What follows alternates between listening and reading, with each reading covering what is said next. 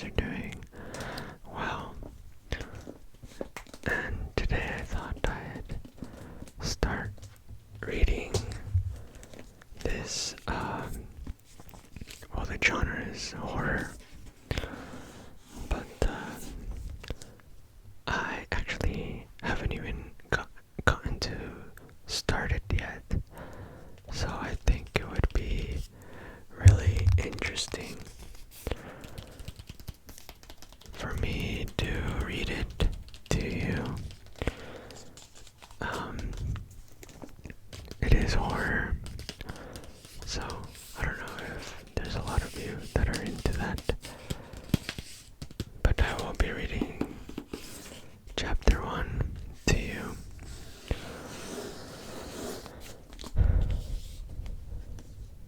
But I thought I'd give it a little twist and read it to you in my English accent, which is not that good, but I just wanted to give it a try, you know? So, you guys will let me know if it's good or not. Both the accent and the story. I haven't read it yet, so I don't know what to expect.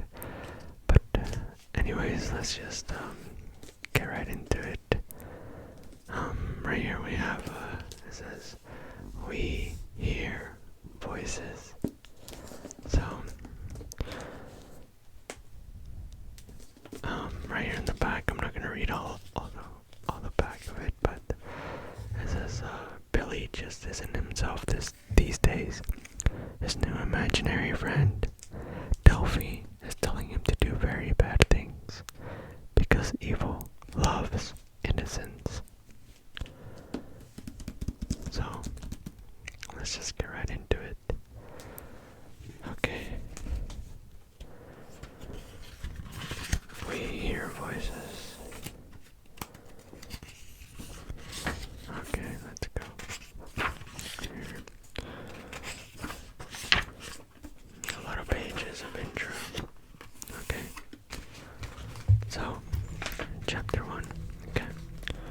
Rachel threw the medical mask on the floor, climbed out of the quarantine suit, and took her son in her arms. He was so light and bony that it was like picking up a stray cat. She buried her face in his hair. He smelled like sickness and plague. Billy had been sick for a month. For almost all of the time she had believed he would get better, but tonight she knew he wouldn't. Rachel was living in a single moment.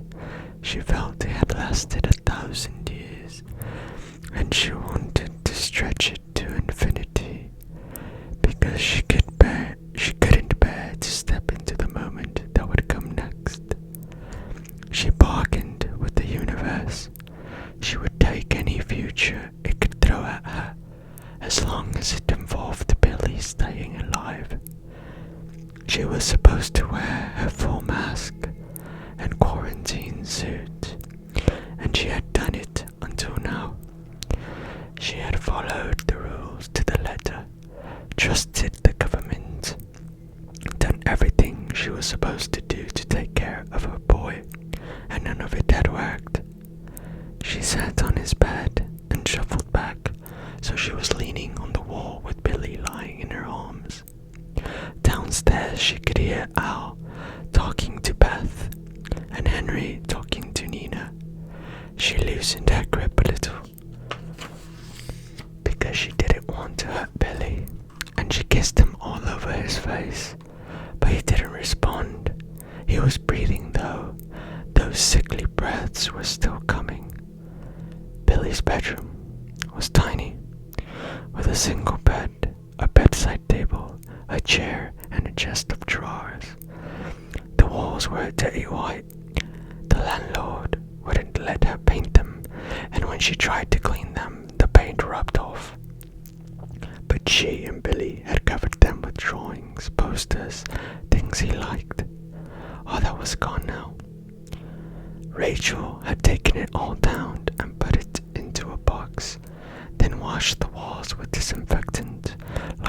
said, once a million years ago, the room had been a giant mess, with Legos and dirty clothes and drawings and books all over the floor. Now it was sterile, pristine. The government guide to dealing with the pandemic was on the bedside table, along with a glass of powdered drink that had come in sachets with the guidelines, with a metal straw and a pile of medication that was mainly placebo. She had done everything by the book. She had sent Nina to live with her dad, even though Dad had almost killed her. This room was separated from the rest of the house with 2 sets of plastic sheets the government had sent out, and the only person who ever walked through them was Rachel, and then, until now, only in her quarantine suit and mask. It had been logistically difficult with baby Beth, but she had done it. Tonight, though, they had taken turns using the suit she had lent it to her ex-husband so that he could say goodbye to Billy, their son. She had sat downstairs with a cup of tea while Henry spent an hour with him. Then Al and then Nina had gone in, one by one, and now there were only Rachel and Billy in the world. She was glad she had ditched the suit and the mask. She was just herself now, wearing her baggy sweater and pajama trousers, holding a child. Billy needed to see his mother as he died, rather than a figure in a spacesuit, and he was hardly going to be infectious now. She picked up his toy rabbit from the pillow and put it on his chest. He took in a breath. Nothing happened. He breathed out, still alive. Billy is alive, she thought. Still, Billy right now. She would carry on living after this because she had to. She had to do it for Beth and for Nina. She thought of the time she had shouted at Billy for being slow, or had been cross with him for being cheeky, or for his table manners. What, she wondered, had been the point?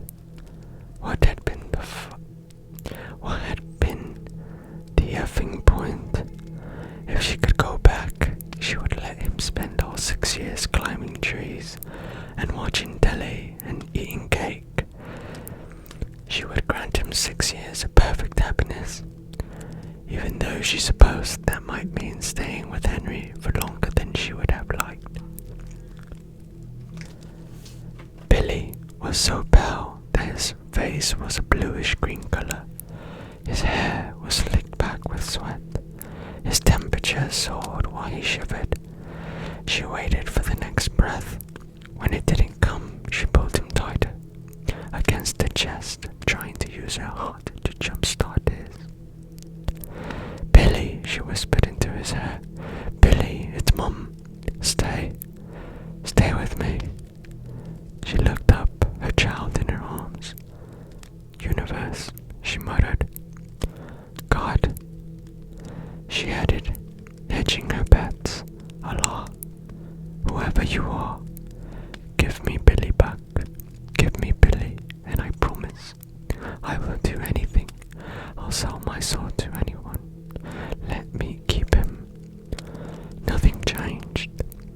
Millions of people had died. Billy would add 1 to the number of casualties. Children under 10 were particularly at risk, +1 for the children under 10 statistics. Please, she said. She kissed his head one more time. One more. I love you, Billy. She pushed her face into his and rubbed her warm cheek on his cooling one and tried to imagine her life without him. He wasn't moving. He wasn't breathing. He had. Let me keep him, she said. I don't care what else. Let me have Billy. His body jerked in her arms, and he opened his eyes. Just a fraction. She felt his lungs expand. She heard him exhale, felt the sour breath on her face, He inhaled again with a rattling noise of vibration. He was breathing. "Mama," he said, his eyes still closed. Downstairs, the baby started to cry. Nina was downstairs waiting. Her father and stepfather were waiting. Their stilted conversation had long since dried up. Dad had never been in this house before, and he would, she knew, have raised an eyebrow at its shabbiness under normal circumstances. But these circumstances were not normal. Right now, Al was getting Beth ready for bed, and Dad and Nina were staring at their phones because it was easier to sit in silence if you had something to look at. "Cup of tea," she said. "Sure," said Dad, forcing a smile. "Thanks." Billy was going to die. She knew, because how could you not, that the trajectory he had taken would end that way. That was how it went. The pandemic had arrived, and the people were dying. And somehow, she, Nina Stevens, was waiting for her mother or her stepfather to walk into the room and tell her that her brother was dead. Everyone knew people who had died. From her observations, about 1 in 5 people who caught the J5X virus died from it. That was what had happened at school, and as the illness was no respecter of money or class, it was about the same at her boyfriend's very much exclusive school. Even Princess Louisa, the heir to the throne, had disappeared from view a few months ago. She had been only a little older than Billy and had obviously died, although it had been kept secret because of public morale, etc. People got ill with a soaring fever, and quite a lot of them died. Schools had closed, opened again, closed, and then opened. Nothing really seemed to change the way the virus traveled. Nina had been reading about the bubonic plague. If you'd caught the plague in the same city nearly 700 years earlier, your chances of dying would have been more than half. There had been other pandemics since then over the years, some more severe than others. No one seemed to know quite why this was called J5X. Most people ignored that name. As it became more familiar, it had become almost universally known as flu. She had seen her brother tonight for the first time since the beginning of December last year. But it had not been Billy. He had been a husk, barely there at all. In a sense, to Nina, he was already dead. It had been the worst Christmas ever. Mum had called her yesterday.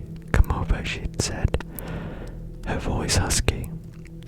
"And I think you need to bring Dad. Billy won't last the night. You need to see Billy to say." She hadn't been able to say the word. Nina had tried to be strong, but as soon as the call ended, she had cried and cried and cried. She went to Dad for comfort because it was all she had, and he hugged her and pretended that Billy would be fine. Then he agreed that they should both go to Mum's house to see him. And now here they were, in the rented house with its drafts and its peeling paint, letting their teas go cold. But Mum stayed upstairs until after midnight, and then she did come down. The news was different. And then when she did come down, the news was different. On the same night, in a different part of London, a man was sitting at his wife's bedside. Her face was waxy, her skin white, with blotches that sometimes looked pink, sometimes almost blue. She was 67 years old, and she too was dying of the flu. He pushed the hair back from her face and talked without stopping. "Emotion," he said. "Amy, I've been an idiot. You are the most wonderful person in the world. I love you.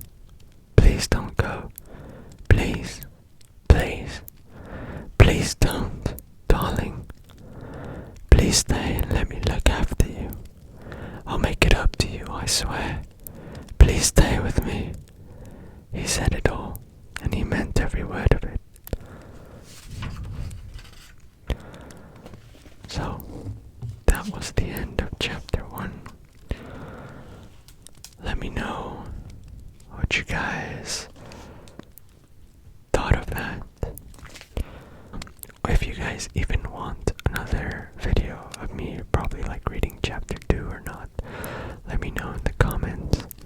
And as always, leave a like if you enjoyed the video. And I'll see you guys in the next one.